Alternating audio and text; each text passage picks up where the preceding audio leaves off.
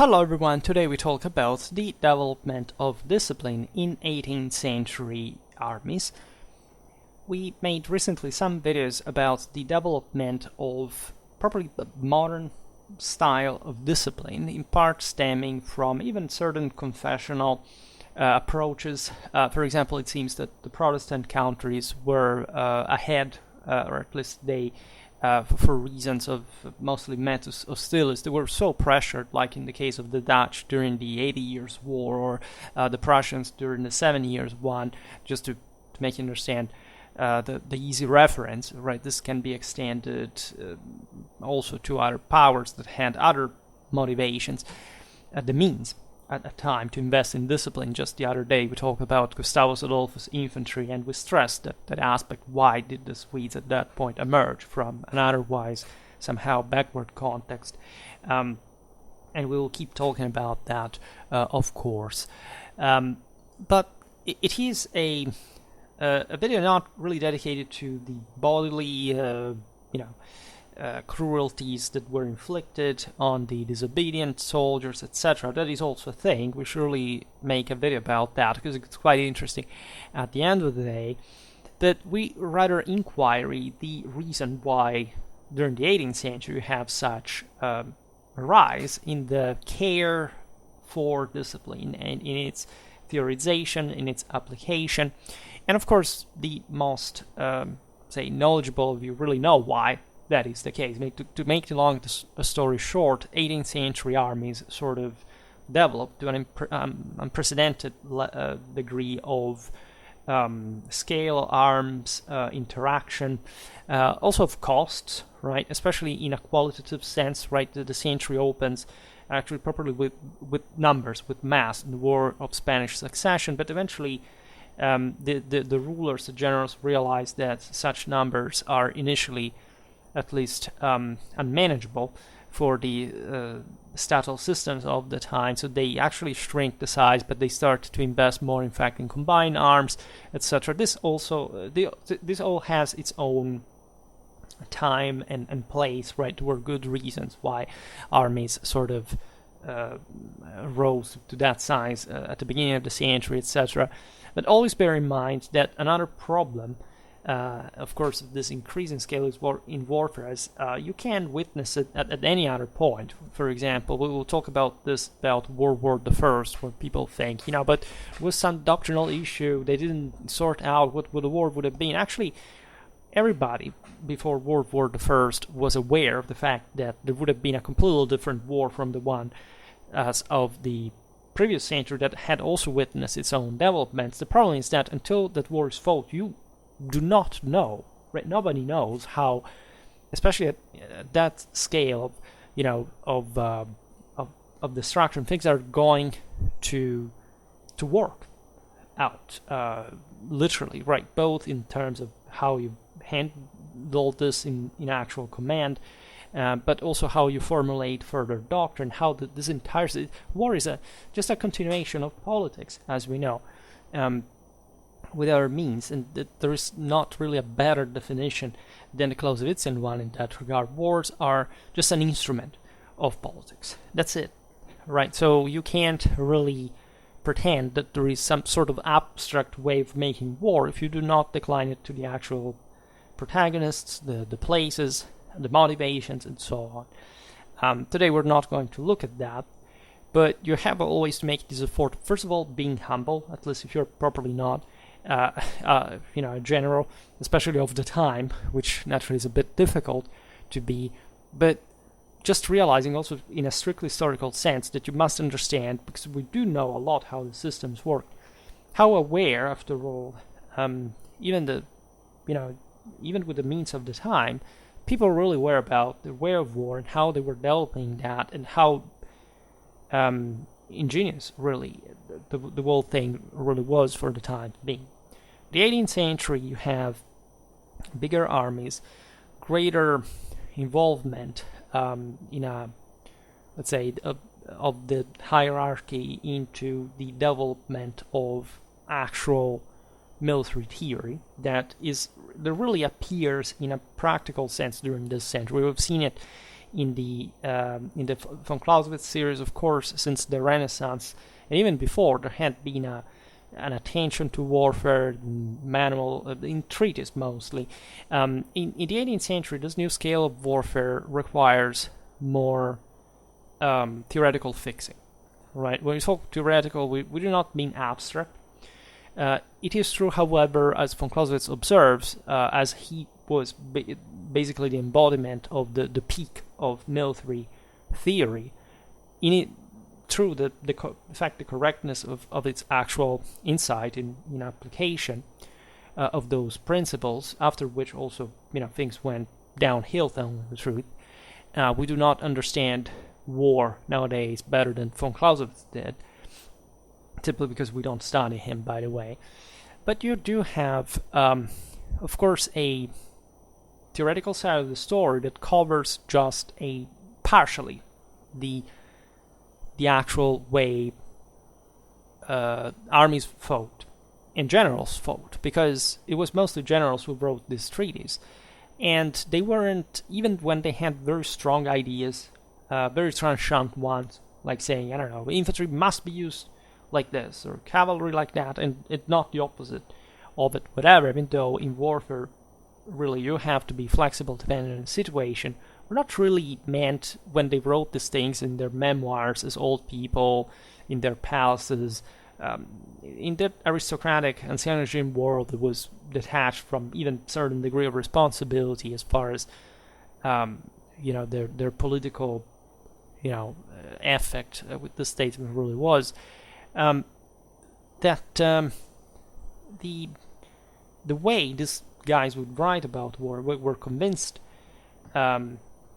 of, were not the ones they would themselves have applied or apply still during their command, because surprise, war is always the same, yes, but every operation is different, every action is different, and so everything gets declined on that particular basis, because war, again, is mitigated.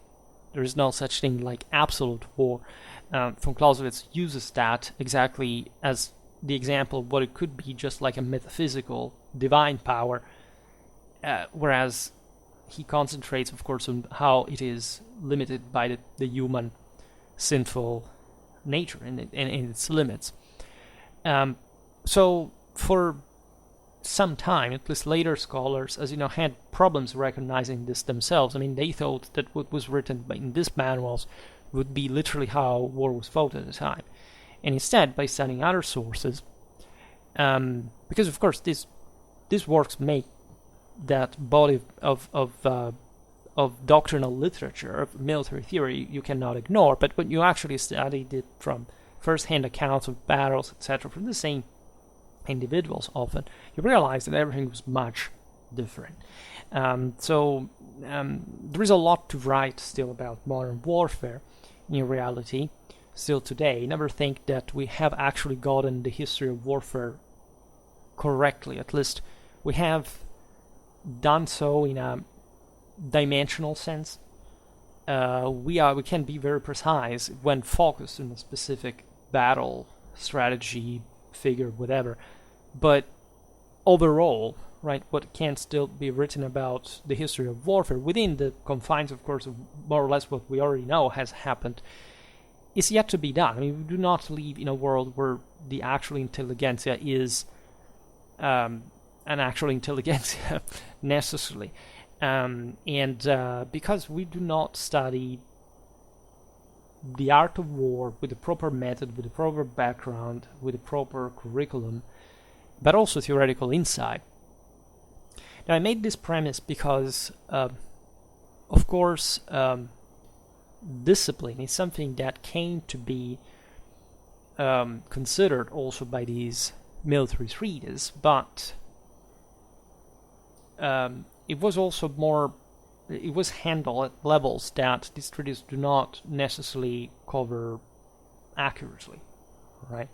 The 18th century is an extremely brutal one, as basically any century, but in terms of military culture, these were times in which the greatest generals, seeing a guy fleeing, would simply shoot at them on the spot without even asking. They could do that. They had the power, they had the authority. So discipline could be as brutal as you get, but the problem was making discipline work for the sake of course, of the use of the military instrument in an effective way. So there are all psychological considerations that we're observing in the other periods, such as, for example, the automatization and the alienation of the fantassin, as far as he really and literally had to ignore what was happening around him, just obeying the orders. And even when seeing, a cannonball bouncing in front of him, like not moving from the post, because if he had altered the line during a maneuver, this could have endangered the entire cohesion of the formation, whatever. And even we've seen it in that series about the infantry of Frederick the Great. The Prussians developed this ever more this sense of what the British would have called the mad minute, right? That sense of literally maximizing certain levels of firepower, even with a ridiculous accuracy, a ridiculously scarce accuracy, for eventually that specific Prussian culture charging at the bayonet, and for that specific, in fact, purposes of the little Prussia surrounded by giants that necessarily needed to just always on the offensive is something that the Germans eventually later cultivated in their own, in fact, with the same, through the Prussian military culture, the unification of Germany, the World War, out of this correct strategic principle that is, of course, the one that von Clausewitz would explain in the sense that, yes, the attack is the weaker form of war, but it's the one with the positive object. So it doesn't matter how much you're going to lose to some extent, if you actually manage to break the enemy in that sense, and you have that force and power that you can spend for. Naturally, it depends on how you do that. So obviously, every action is different. Von Clausewitz, of course, dedicates a great deal of attention equally to the defensive, and we have seen it in this von Krieger series. But there is some almost metaphysical concept about the necessity of self-sacrifice in combat, because paradoxically it's counter-instinctive in warfare that really makes it done, right? Many people, this concerning amount of people, thinks literally that war is fought by barbarians, by animals, by psychopaths, by the sort of more emotional individuals in our society. Actually, warfare is the diametrically opposite phase of civilization. I mean, you can have, don't get me wrong, you can get people who make war and that completely suck at it because they're incompetent, they're culturally underdeveloped, they do not know what in fact a real military culture is, and they fail clamorously with enormous losses for no reason. But the idea is that when you have the numbers, when you have the numbers in the metaphorical sense, when you have all what counts, all the ingredients, let's say, to combine and that you, with the capacity of combining them effectively, being timid doesn't really lead you anywhere, right? Von Clausewitz explains that what truly matters in war, above other psychological abilities, is determination, which is the particular combination of courage and that allows you to act upon the rational knowledge, rational meaning accurate, objective knowledge that you have of the situation through the coup d'oeil and so on. Because you can be smart, understanding everything is going on, but not having the guts of going out there, getting yourself killed to some degree of probability, because warfare is always like this. It's a gamble, and always remember that in Clausewitz in Trinity, the second person is the military. That is not in fact the one that feels hatred, right, as the culturalists would tell you. Basically, anything that's been written in the 20th century is garbage. Just this shouldn't be a surprise for anyone. The war literally stopped to the 19th century. But it's actually gamble, right? Politics is reason, the military is gamble, the people is hatred. And the military has, first and foremost, a taste for gaming, literally, for rolling the dice, right? Because remember that Clausewitzian definition, war is a game, both objectively and subjectively. But the point being that if you do not dare to go out there to get yourself killed, again, courage immediately, if you only have courage, no other qualities, you're just going to get killed. Courage can be noble to an extent, but it's not what makes warfare done per se. It's actually a very cheap quality, to tell the truth, because it can be found plenty of in many ways among the population. And yes, it's dramatically easy to find large swaths of absolutely average people who are going to get themselves killed almost willingly in a military situation and in combat. But what matters is, of course, the capacity of risking when you actually have the knowledge that that risk is basically the lowest one, right? When combined with that capacity, knowledge, etc. And so the more you push, in other words, and the more you are pushed in that direction, the more you're pushed to act, which is also, again, a religious principle. It's the one of faith and so on. So because it's faith, it's about acting, believing that what you're doing will lead you somewhere with that, right? Because the more you know, and in that sense, the closer you are to the truth. And so everything makes sense if you think about that.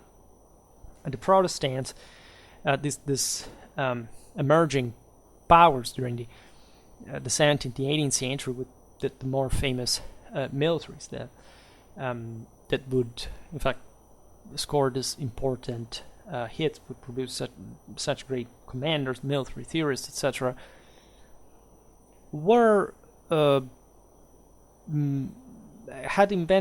their own way to it, at least. There's something paradoxical. From one side, they loathed the sense. You see, let's start from the other one. The Protestants, as you know, are convinced that doesn't matter what you do, your achievements are not your merit, right? Everything that happens to you is by God's will, and you have no agency in it, practically. I mean, you're just a medium of God's will, but it's not your effort that brings it to existence, right? You basically have no merit whatsoever. So a part of this was used to literally dehumanize the troops. I mean, literally, they said, it's what I've said before about the cannonball, right? You know, you don't matter, right? In the moment in which you deny the value of works, you can also disappear from the face of the earth, right? You just leave because of of God's will, and you're limited by your own sinful nature. And in this sense, well, let's not descend into theological arguments here, as always, but let's say it's about taking literally the asymptotic direction. They are saying, will it be enough, will not be enough. Actually, at the limit, both Catholic and Protestants are, of course, aware of the broader implications. The Protestants simply saying, doesn't matter how much you try, you will never accomplish anything, because in front of God you're nothing.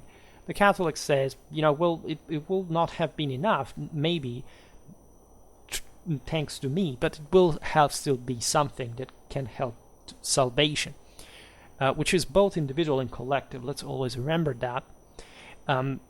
Well, Protestantism would use this, personalizing concept of discipline, for which, of course, you had to be annihilated within the greatness, by the greatness of your own same cause. So once you were in the army, you had just to do what you were told, because God had wanted so, and you had to go get there getting yourself killed. Naturally, there was another side of the story, because, of course, that mentality is useful to an extent, especially with young people, when you see how eventually armies work, and definitely these did do that. You can't help noticing that even in the Protestant elite, of course, it was a great sense of one personal accomplishment. Otherwise, there would have not been an aristocracy, it would have not been a society, whatever. So that sense of rigid obedience that you find also in many Protestant countries, by at least mostly, there was a ferocious atheist reaction to that. Of course, the world is going to degenerate to satanic laws anyway. But the sense, of course, was that it was God, then the king, then the societal structure, the family. You had basically to obey, right? Everyone was above you blindly, right? Because if you did not learn to do so, you could not, in a sense, even have the necessary faith that was, again, asymptotically to the infinite, but that without which you could have not even hoped to have a relevance, and that's difficult to reconcile even with the same Protestant idea. I mean, this could be a valid concept even for a Catholic. But this was coupled as well, for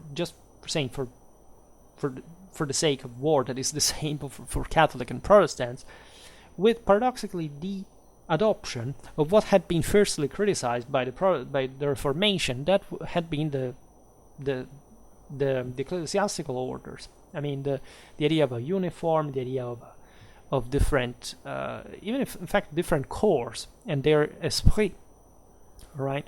So while the Catholics had developed to some extent an idea of greater diversity, more flamboyant colors, they sort of were closer to the idea that God was materializing, say, spiritual value in their wealth, in their power, as the Imperium technically does. Well, the Protestants reacted like, no, we are rough and tough, and we don't care about that external side of the story. In part also because initially, before the rise of their militaries, these Protestant countries were also less affluent, right? So they were sort of more stern, more Spartan, ideally, and so they adopted this much greater sort of gray way of uniformation. In spite of some colors could be bright. I don't know, pick the British.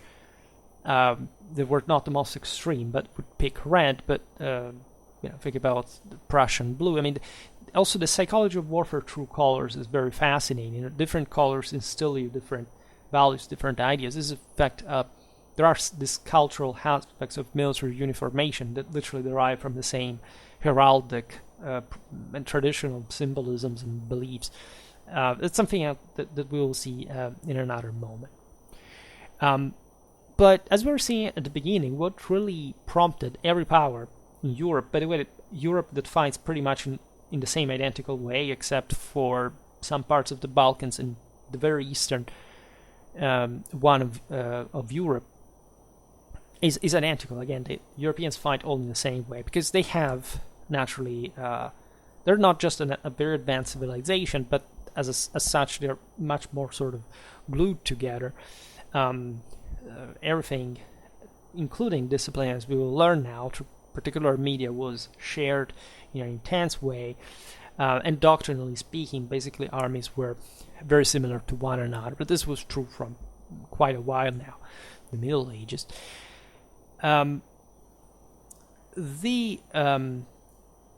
The deal, as we explained before, is that you needed a much bigger amount of collective training.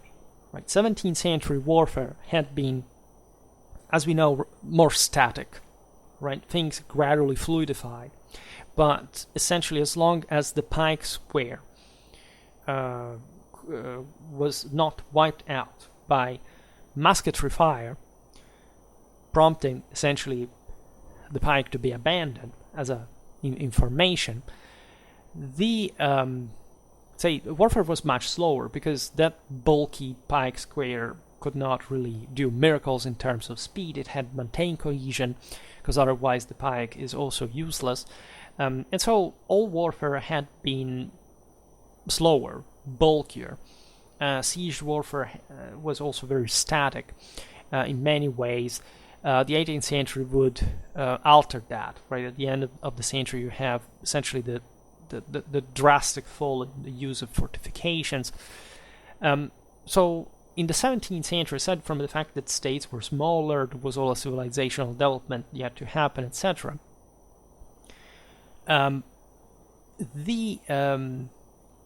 Let's say the need of cooperating in a very intense, dynamic, swift way on the battlefield between the various arms was very reduced. There was not so much that a pike could do, as we've seen. There was not much that the shot could do, because it depended, of course, on the heavy infantry equally. Cavalry, as we've seen, was sort of coming back on the battlefield, which we discussed the other day about Gustavus Adolphus. We still have to make a video properly about the Swedish cavalry of the time, because there are lots of interesting things to say about that, obviously. We just hinted at it, we just described it a little bit, the principle at least. But its capacities were limited. The cavalry as such would never come back to be the strongest arm in warfare, so it was about infantry, whether the pike and later the musket, that would dominate. But in the abandonment of the pike, there was a great dynamization of combined armed tactics. In other words, if you have just line of musketeers that rely on prompt firepower, with just actually, ridiculous thickness, like three ranks, because they have also the capacity of fencing off cavalry charges to some extent, but more than else, they can be afforded in greater numbers with a collective firepower for which you cannot have so much cavalry to overrun them overall, because that would have cost definitely too much, and society was just not fit for it. You need, in fact, all the three arms, the shot, say the musketeers at this point, and the artillery, and cavalry, to be much more at the pace of one another, to adequately interact. Since there is no pike on the field, the spaces, everything is much more mobile, and as such, if you want tactical effectiveness, you must have all these arms cooperating in a much stricter fashion. So the collective training of both the single units and the entire armies, the various arms, has to increase drastically, right? So again, the problem of discipline had always been there. Discipline, of course, was not invented in the 18th century, just like things that you're normally told it was, like bureaucracy, for example, or public opinion, or all the stuff. That are things that had always existed, had always played an enormous role in politics and in saying warfare. Don't buy the modernist myths, because even during the 18th century, when there is a great acceleration, we're still looking essentially at the medieval way of war. Right? There is no doubt about this. I know I'm very provocative with the statements, but I can't make an entire video explaining why that is the case. However, with the advent of linear deployments that are thin, and so they are sort of much more calibrated. They're not so clumsy like a pike square, again, like an elephant in a porcelain store. They must be very cohesive, right, to maintain the actual formation. Like, one of the most difficult things in warfare is having very wide lines of advancing, covering kilometers at some point, without breaking. Right, there was a concern of every army. Right, it is true that still in the 18th century, and I made a video about this, about Le Grand Querelle. There was a doctrinal debate in the later decades, say in the post 7 Years' War French Royal Army. Right, was column better or the line better? And of course, 18th century was dominated by linear tactics. Of course, the column formation was also used because of the obvious advantage. Yes, you have less firepower available, but it's easier to maintain formation cohesion because you just need those good guys in the first line, and and the others just to follow narrower paths, so without breaking the formation at a greater speed. But again, you can't simply deploy your firepower. You have first to just pass to linear formation, and that can take time and expose you to an enemy front that can take you down in detail if they are just in linear formation themselves, and you just arrive pouring in bit of soldier after soldier, rank after rank, right? So this is particularly relevant, but the point obviously being that the linear tactics being prevalent require this extreme training, especially in the right pacing, not only, of course. Again, in the video about the Prussian infantry, I explain especially what firepower was taught to be delivered like. And therefore, in the Age of Enlightenment, we see how through also certain rational calculations that we will see now, that the greater availability of men of materiel progressing with the Industrial Revolution, etc., the significance of the army's ability to operate as a unified and highly disciplined force increasing, right? The more orderly you were, and the better you could deliver firepower, mostly just power against the enemy. And in spite of the fact that armies were getting bigger, and exactly because of that, discipline increased dramatically, and it had to be provided to the troops in just effective ways. So we see, again, rationalism, the first industrial revolution, prompting strategists to pursue, if you want, even just an ideal. Again, it's just the absolute war. It's a metaphysical aim. It's not that, since it doesn't exist in reality, you shouldn't aim to it, because if you don't, you're just sitting there. You're not going to go anywhere. And so this ideal demanded troops to function simply as a tool, in the way we psychologically described before, obediently carrying out the rational orders that they received and nothing more. Naturally, why is it an ideal? Because it's not physically possible, all right? But not only that, warfare is about not just reason, but as we've seen, also other qualities, right? It's not just discipline. It's discipline plus virtue, something that the Romans had already quite deeply ingrained in their military culture. It was impressively Clausewitzian, telling the truth.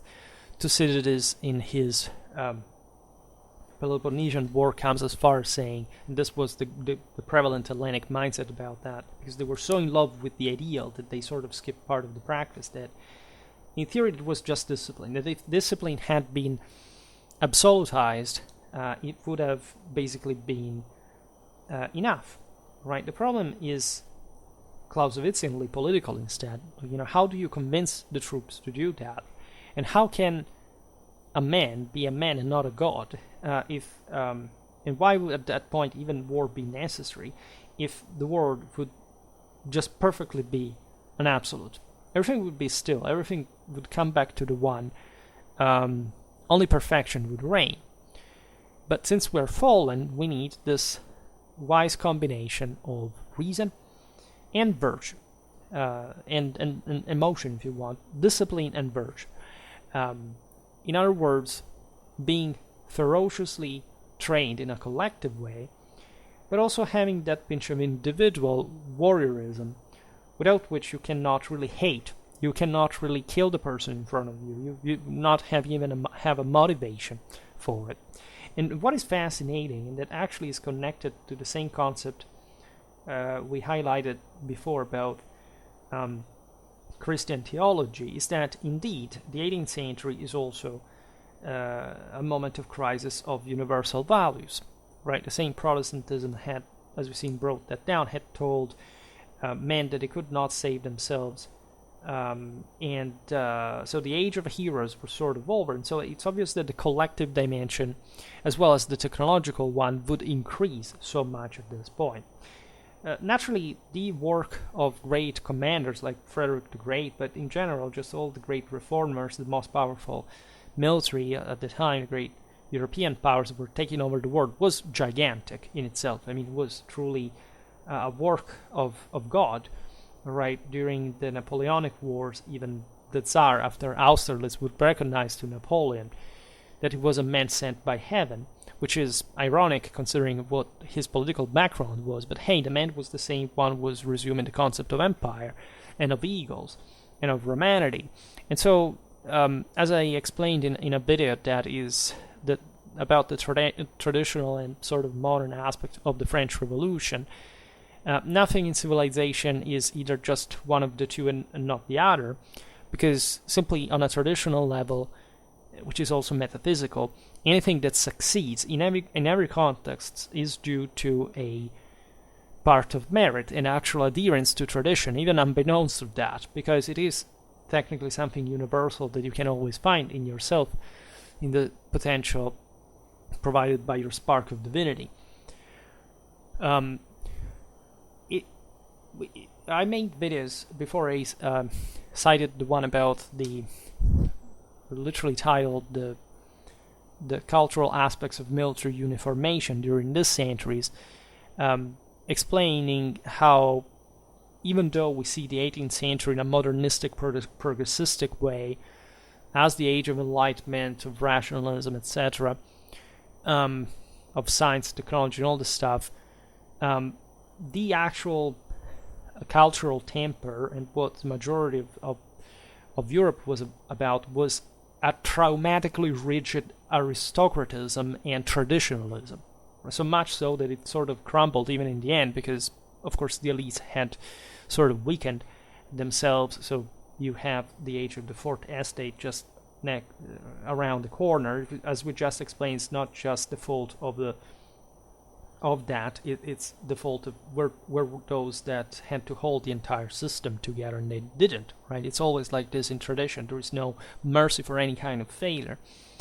But meaning that still warfare, as it is part today, even though it's overly emphasized in a pretty silly and in fact inaccurate fashion, is very much warrior loaded, right? There are some aspects about 18th century, not just dragoons, uhlans, etc., but about actual, fantassins that were extremely warrioristic in their own way. I mean, even the mere concept also that you could simply make these guys stand in front of the mitraille without blinking an eye, it cannot be based on mere dehumanization. It has to do, with massive attributes of an incredibly cocky and,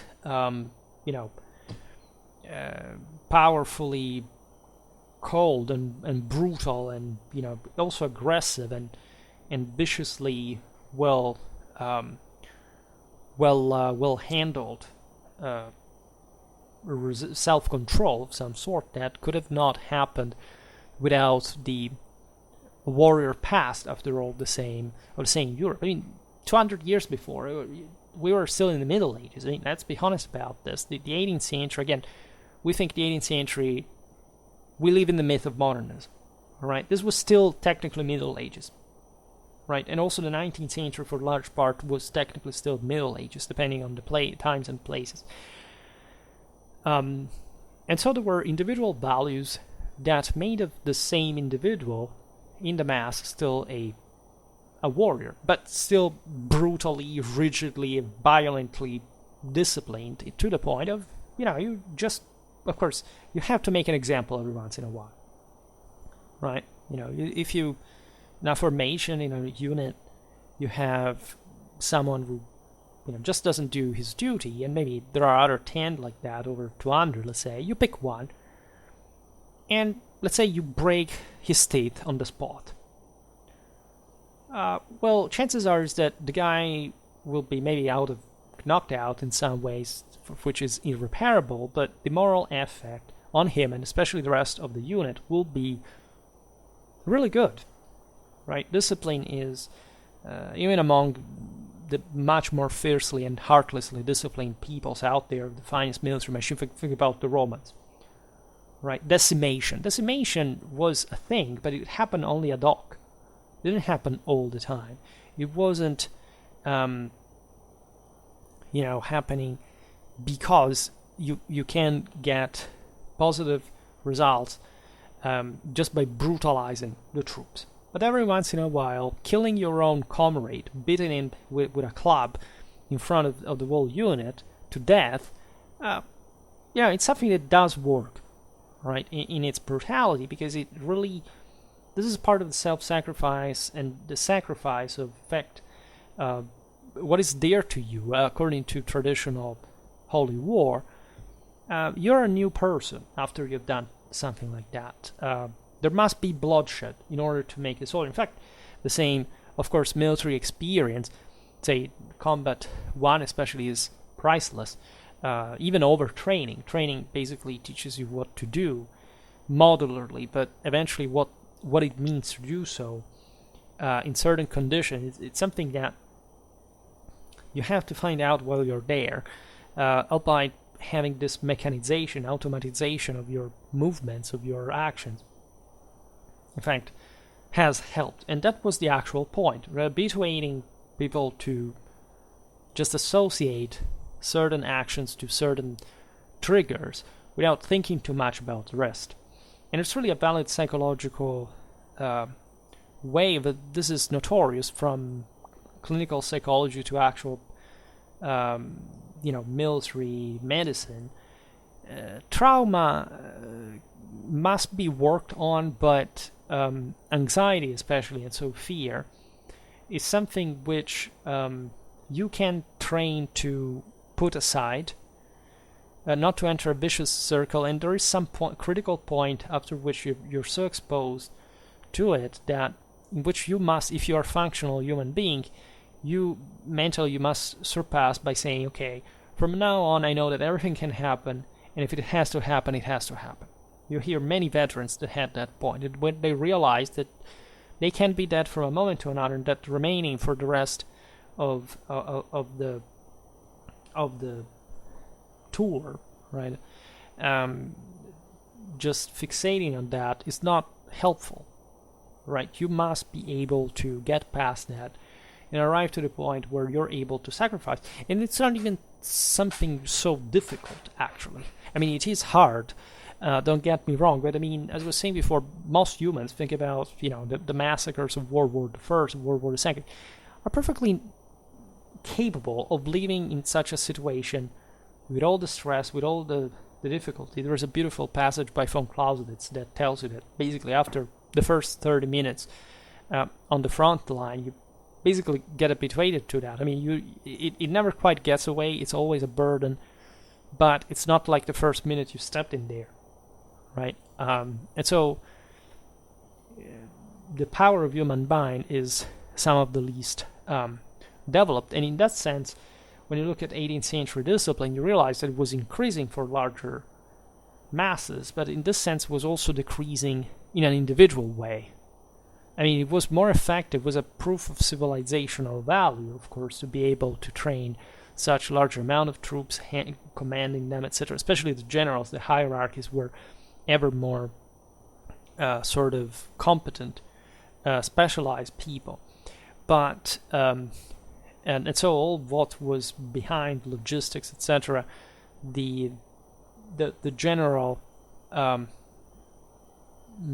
let's say military capacity is of course very impressive. There's also a basis for that, and individually the guy loses actually that part of warriorism that had existed before. I mean, if you took an average warrior in a colonial context of primitives that fought against Europeans in the 18th century, you pick that individual. I mean, it's surely a much more skilled one, than than a redcoat. But the redcoat has on his back the power of civilization. Is going to wipe the hell out of that guy, not just in Indiana Jones style, because of firearms. It's never technology, right? The Europeans were also defeated in important ways during their 18th century colonial adventures, also later, as you know. But of course, there is no match because they have learned to work together at a level that those guys simply have no capacity to handle, not even dreaming of it. Of course, there are severe cultural divides, and of course, we know how it went, right? So it can be interpreted in many ways, but it's always about, in the most successful scenarios, the combination of discipline and virtue, because you cannot have one without the other if you want to succeed at any level, militarily speaking. This aspect is relevant. Less priority was given to the training of individual soldiers to the extent of eliminating even target practice, right, which formerly served as the primary training for arquebusiers. This is particularly interesting. I explained this basically in, again, the videos about Prussian infantry.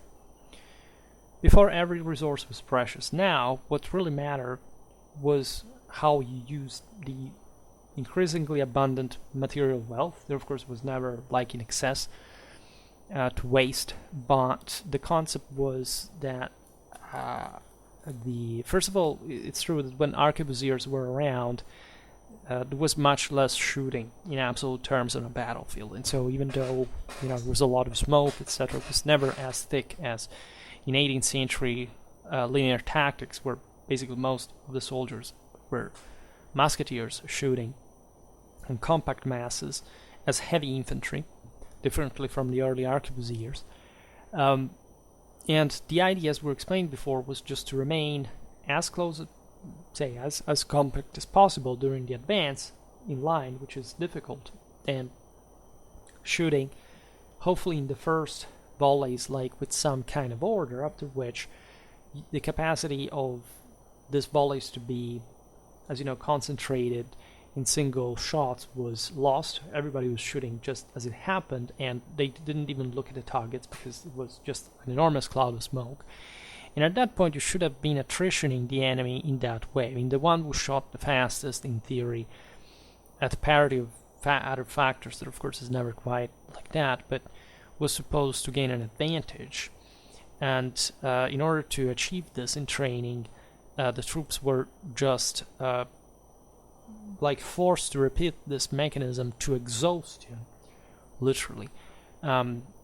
Even to a psychological extent, because at least they had to be able to repeat this in such an intense way that even in the hell of a battlefield with people dying next to you, bombardments, etc., you would have risking your own life.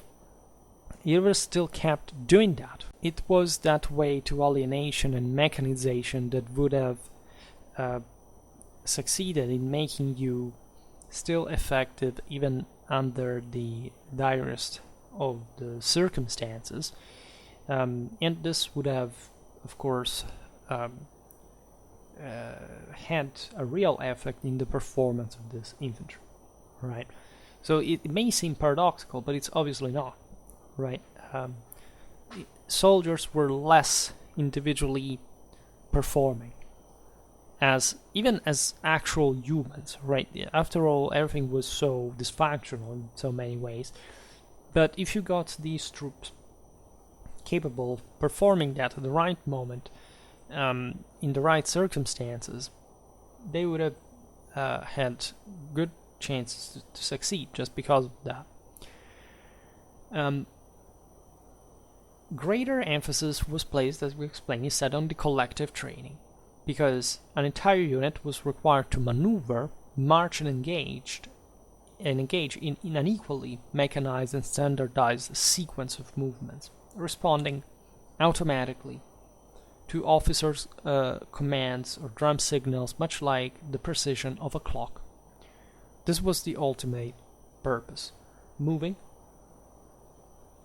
orderly, geometrically, coldly, silently, reliably for the officers.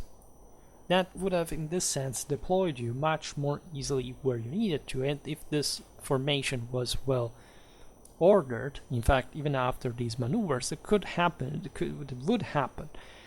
in pretty messy ways anyway, because, I don't know, a cannonball smashes into, this line and cuts, I don't know, four people to pieces just in front of you. Still, of course, that's not the perfect formation in a moral, before then even a material sense, but still, if the formation was still orderly enough from before, you could compensate, because maybe the enemy was more disorderly than you, and so you would have still gained that important advantage, and at the end of the day, more lives could be saved. You see, that's the ultimate purpose, right? It's not about throwing these guys into the meat grinder without any consequences. The states, the monarchs, the commanders, the countries were depending on these guys, and it's paradoxically those who were in this bigger system, capable of making it function.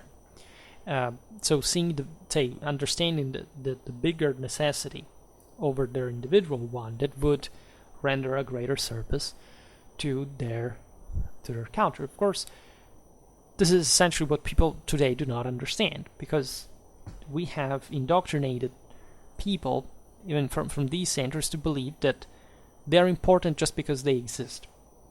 And they don't understand that their value does not exist, if not in relation to an absolute, that is God, etc. So it's looking at a hierarchy, it's looking at something much bigger than yourself, knowing what's between you and that. That's the real challenge. But no, people today fly low. They think they're just the measure of everything.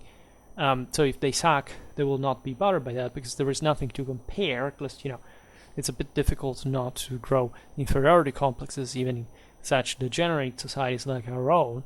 But in this regard, there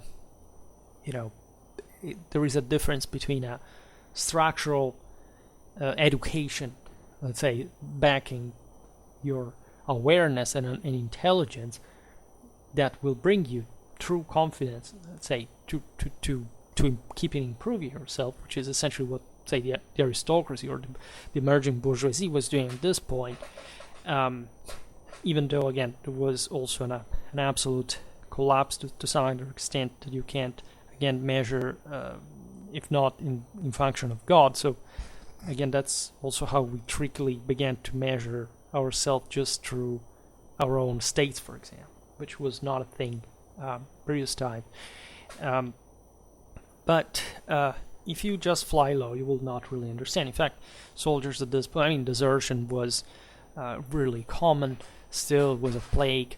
As you know, for the armies of the times, that's also why discipline was so brutal, because it was also understood that if you were part of the unit, right, of the regiment, you would develop that sense of esprit de corps in this crazy world, with some benefits, with some ideas, of course, of what you could become. There were some admirals that were press ganged, for example, at some point. So there was a way to learn within this system. If you watch Barry Lyndon, it's basically that story. Like he's kind of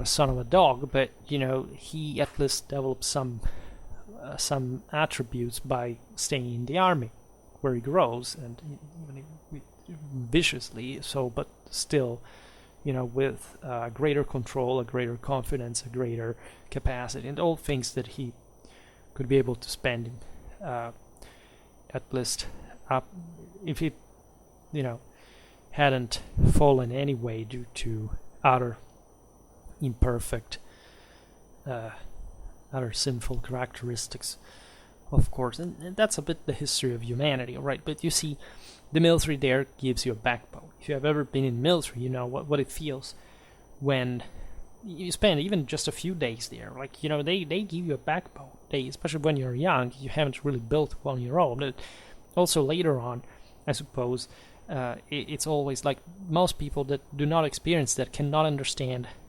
how it is, and how rational it actually is, how collective training is aimed exactly, in fact, at giving structure to the individual. It is, the idea that you can spend the fact of risking your life in that ways to civilian context, where people are just lack even that, right? Lack even that sort of basic capacity to be willing to risk and having a responsibility in that regard.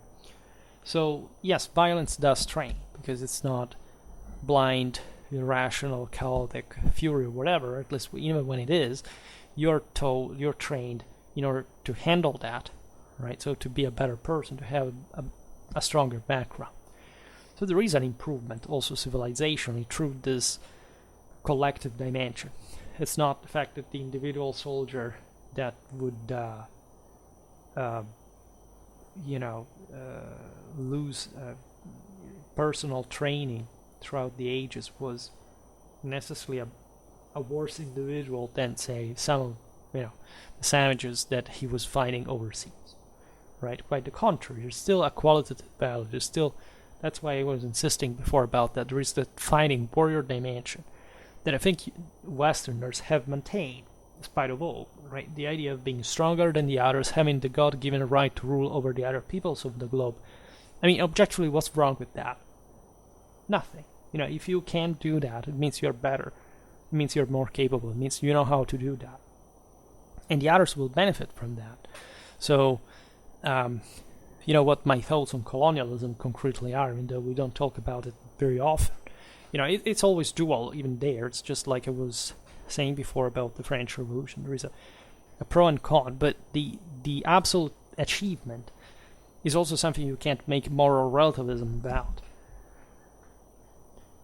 And being dispirited, self-sabotaging, and cowardly, and etc., and lying at the end of the day is all you see when a culture is falling, telling the truth. But it's not because the others are better either. By the way, there are civilizations in certain moments where everything gets flattened anyway. In any case, the Rhythmic march, that was one of the first, as you know, ways of providing with this discipline, right? Today, it is only seen in parades. The military teaches that, right?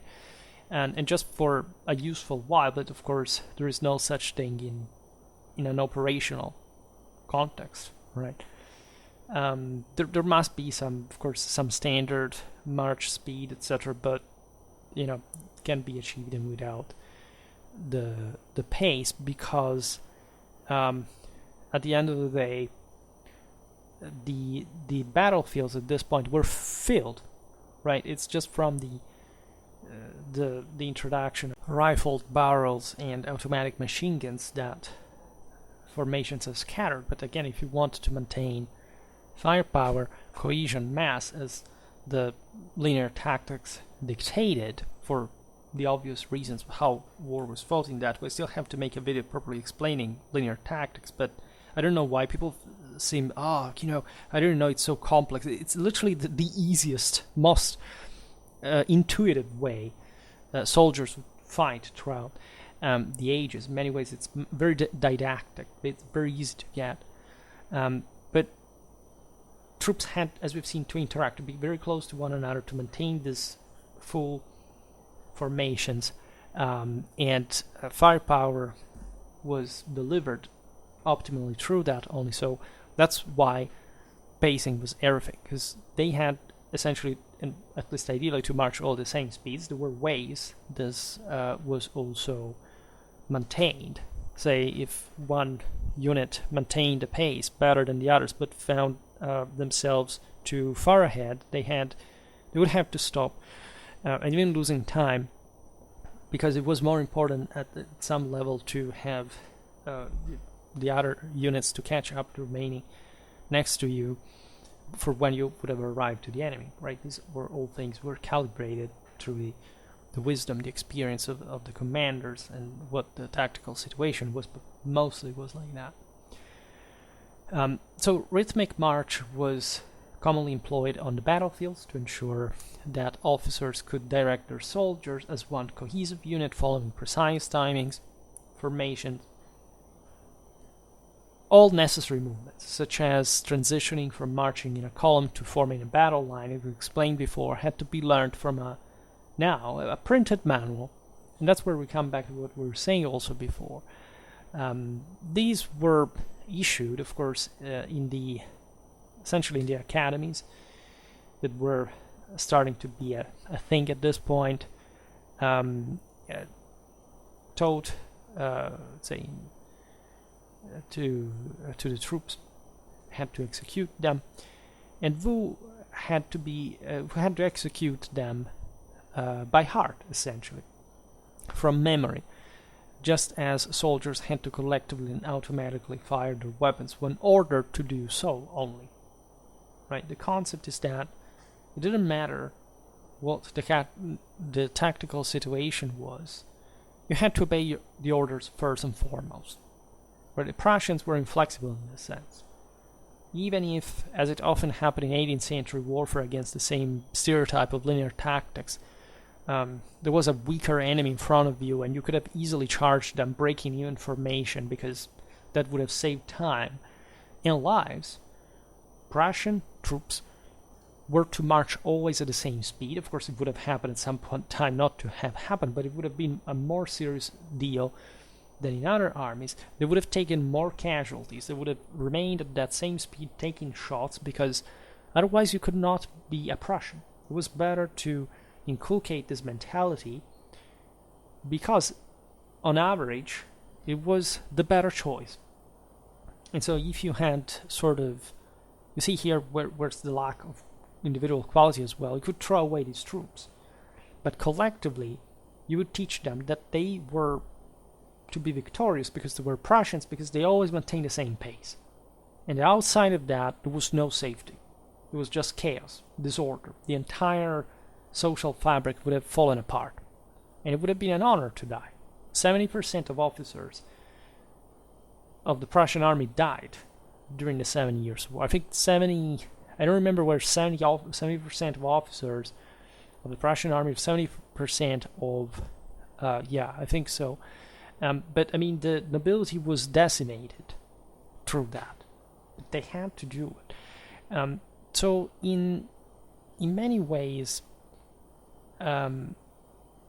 this tells you everything about the system, right? Discipline is about getting that reliable match, because without it, you couldn't even have that relatively few, right? It was not even relatively few. It was relatively few when you consider, of course, as we've seen here, that infantry, of course, would take, were the majority of the troops, they would take more losses than any other element, at least in absolute terms. And so it was okay, right? And the important is how you employed this force to the benefit of the wall. And so you could make these sacrifices as long as you understand that the wall had a backbone, sort of command distance capacity, to just perform in an ever more regular way, which had been actually the problem of armies to achieve in all the previous centuries. Right, the previous centuries, as we've seen, were plagued by the constant lack of standardization in everything, practically. At this point, they finally achieve it. And of course, it's a very positive thing. In civilization, Europe is booming, and it produces this kind of armies that are incredibly efficient in that regard. At first, individual colonels still had some leeway in choosing which manual to follow, because there were different publications, of course, different opinions, etc. But the prevailing trend was towards uniformity. We've seen it in the video about Le Grand Querelle, right? The column, there were instances, of course, in which one system or another would have been more successful, but of course there was a degree of flexibility, of autonomy, of initiative, even of insubordination that could be useful, and in fact, acceptable in many circumstances. It would have been developed, right? Especially in the 19th century, from the Prussian military culture, etc. And that was the level of tolerance, right, that had always existed in the army. Again, you couldn't have a perfectly disciplined army in every aspect. This was what still, in the 18th century, these armies were struggling to achieve. Even further discipline, as we've seen as an absolute before. But of course, when somebody did something right, even by contravening these ideas, it was sort of seen okay. And there was a debate, whereas in the Grand Querelle, as we're saying, of course, column formation had proven in certain circumstances to be better. But there were some generals that said, well, we should pass just to column formation, not linear one anymore. And this was even tried at some large-scale level, but it was seen that, of course, that there were genuine baths of blood because of that. Normally, 18th century warfare was about baths of blood, or in normal circumstances. But there is also a way armies just work by themselves. These are, just as we were saying, not telecommanded armies. They try to turn into something like that, but of course, there's always a degree of uncertainty, of initiative, of also of legitimate ignorance. Like nobody understands what happened, for example, during a certain action, even when they had to be part of that. This is a true story, right? Never think that even after a battle, you actually have a clear idea of what the hell happened, even when you were there. And there are many practical examples of this, especially in those videos in which we reconstruct battles, even from eyewitness that often say different things. So it's all about this continuous debate, sometimes even ferocious one, but the ultimate trend is some sort of agreement. It's just like in a scientific community, there is a debate and then there's always somebody that disagrees, but more or less there's a common consensus. And especially about these topics that are relatively, say, being more practical and being a bit less equivocable, right, are also exemplified methodologically by von Clausewitz in his Kriege, for example, about numbers. I mean, rough estimates about certain hardcore quantities that in a certain era of warfare you can't quite elude in a reasonable way. That's the actual point. Very pragmatic thought, of course. But it's for the first time throughout the 18th century that we witnessed the widespread adoption of a single manual for the entire army, which had literally never happened. In the previous century, nobody even thought that manuals were meant to actually be issued in this sense to all the officers, etc., to actually achieve that common goal. I mean, officers, of course, were regarded to have their own ideas without necessarily having to obey a manual just per se. These were mostly for training, in fact, and so the general principles of warfare. And then, of course, the art of war. I mean, of maneuvering, of certain standardized automatic actions as well, just for the troops to learn, to enter in that mindset. Then, of course, every commander would take matters in his own hands. So the key point, as we've seen at the lower level, was the heavy emphasis on training, having the consequence of turning military units into dehumanized machinery, where the utmost priority was given to the strict memorization and execution of a set of automatic movements, whether acting individually, such as in the process of loading and firing a musket, or coordinating actions with hundreds of comrades. Soldiers during the Ancien Regime were subjected to training aimed at transforming them into machines.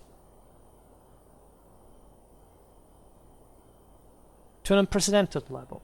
One could say that discipline had always been about this. That we are even too harsh in this judgment simply because we start perceiving modernistically the affirmation of something more authoritarian that we interpret as a danger. Like with mass society, you have at some point also the problem of authoritarianism, of dictatorships, of totalitarianism, etc. So we hear dehumanization, mechanization, etc. of the individual. We automatically connect it to, that way of thinking, way of acting is wrong.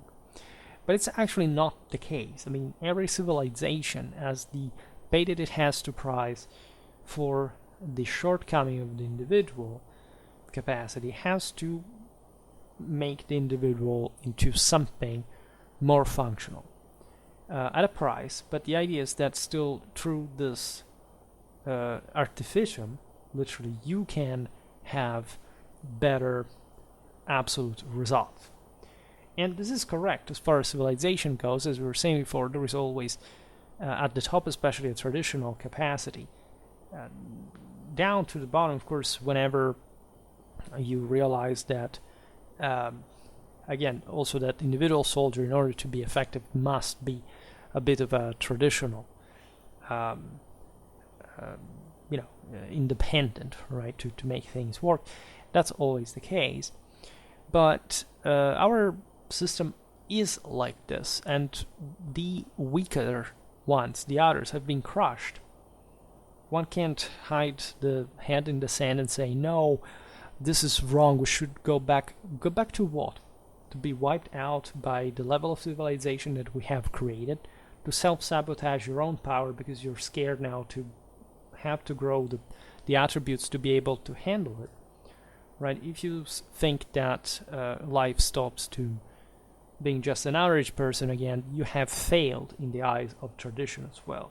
You have a cross to bear, and God especially doesn't care anything about those who are not willing to make a sacrifice. Those will vanish into hell for eternity. They will disappear from the face of everywhere. They will not make it to salvation, to transfigure. And as harsh as it is, the history of mankind has been about this. Only the more deserving makes it.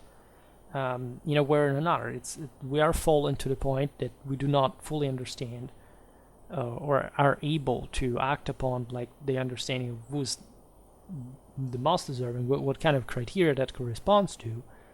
But in fact, the greatest disinformation and ignorance stems from these dehumanized and sort of automatized individuals that are the ones of the fourth estate, that are just brute force, but no brain, no even will to gamble, right?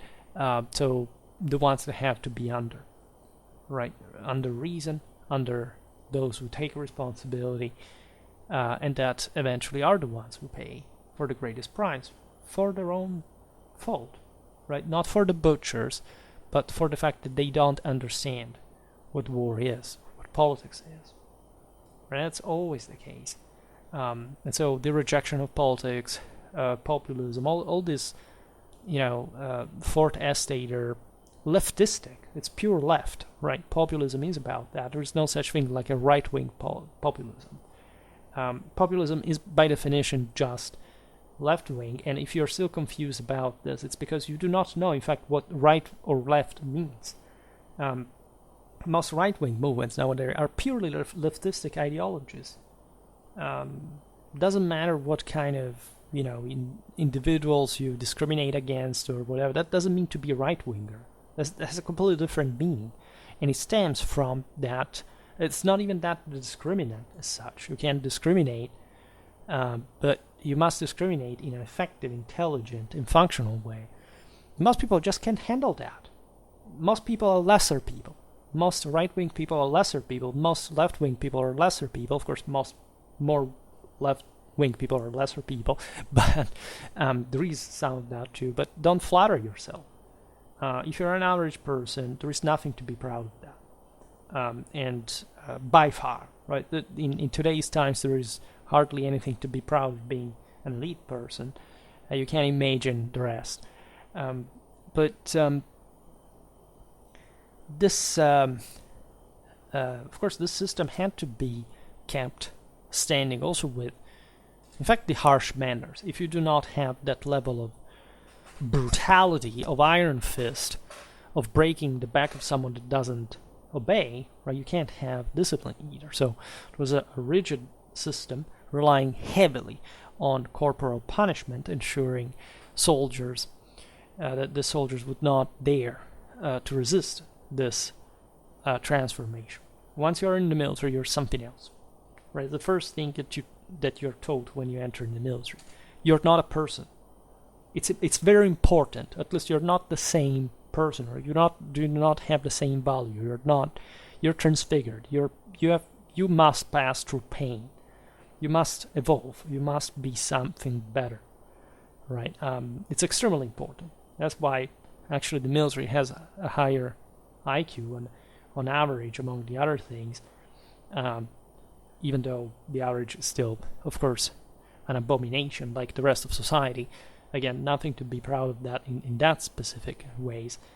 By the way, let's say the world's military in general has an incredibly, I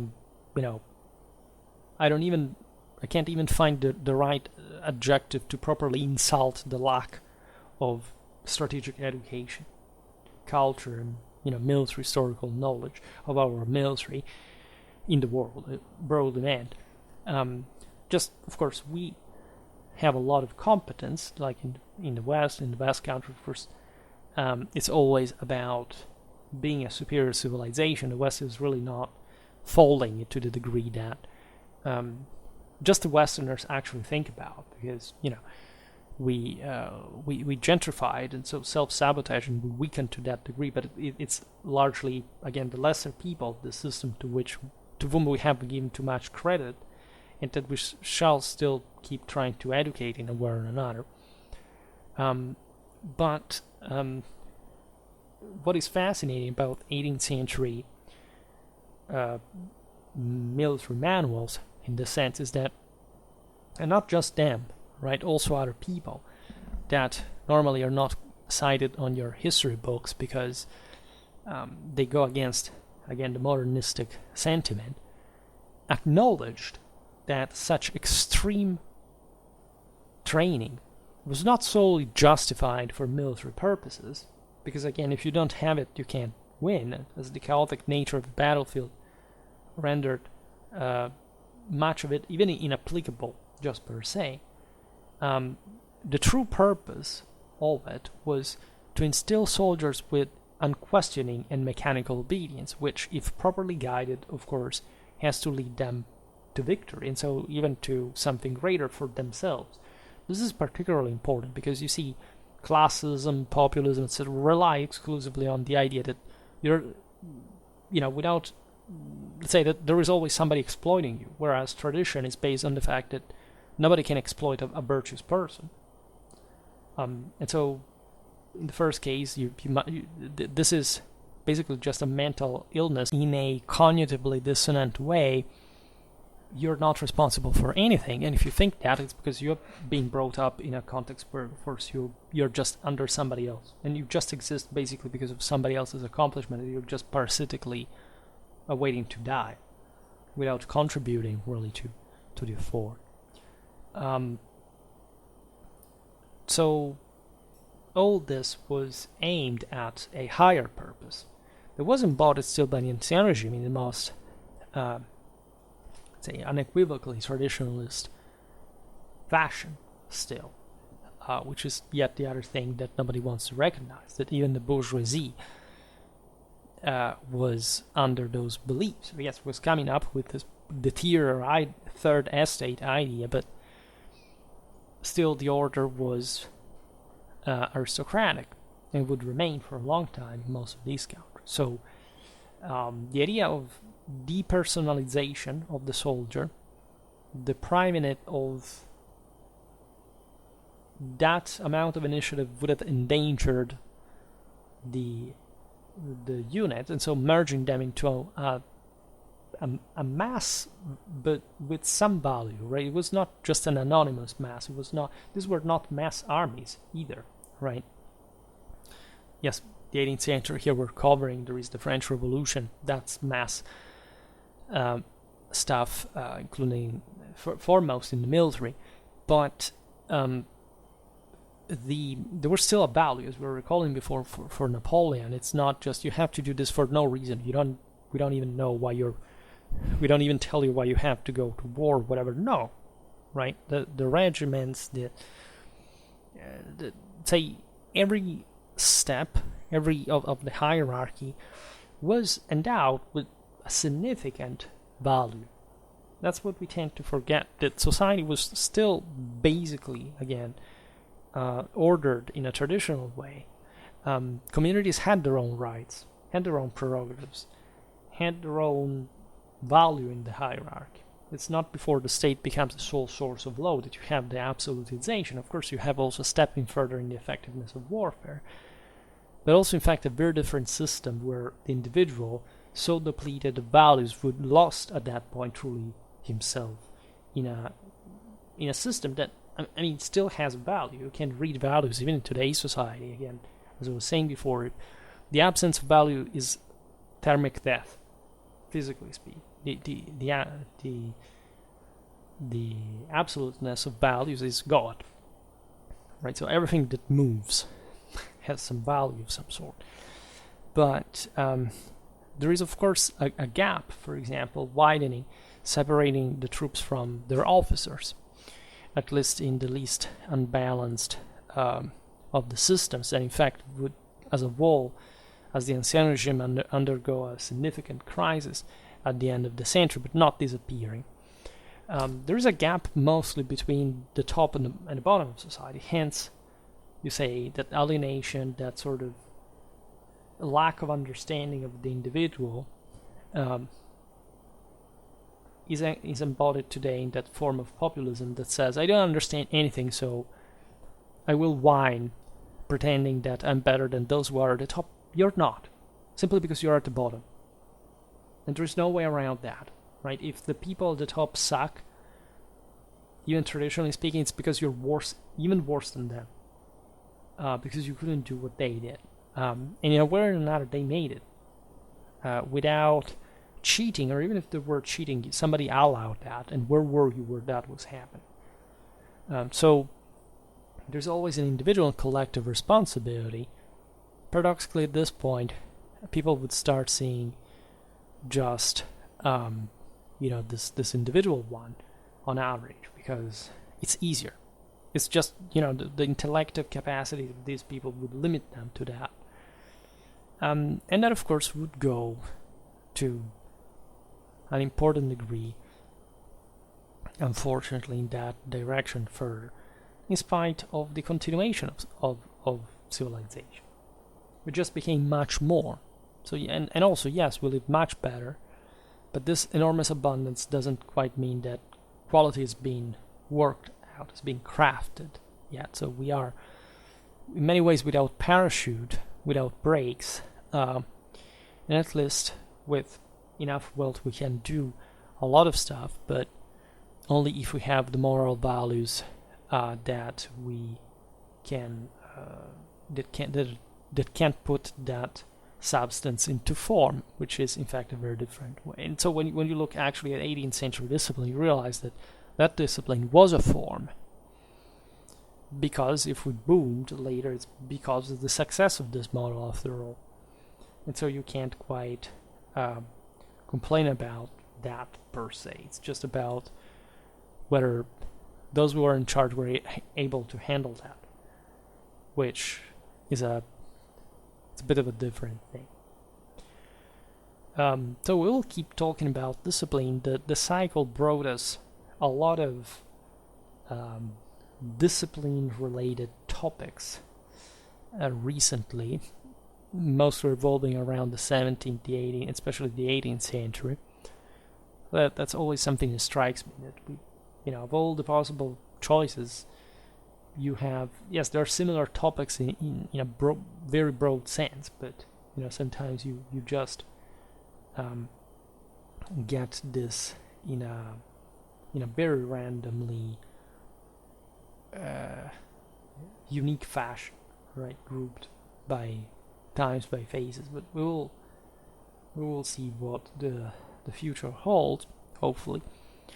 For today, however, I stop it here. I just hope that you enjoyed this video. If you did, please share it. Otherwise, leave a like or subscribe to my channel if you're interested in my upcoming content.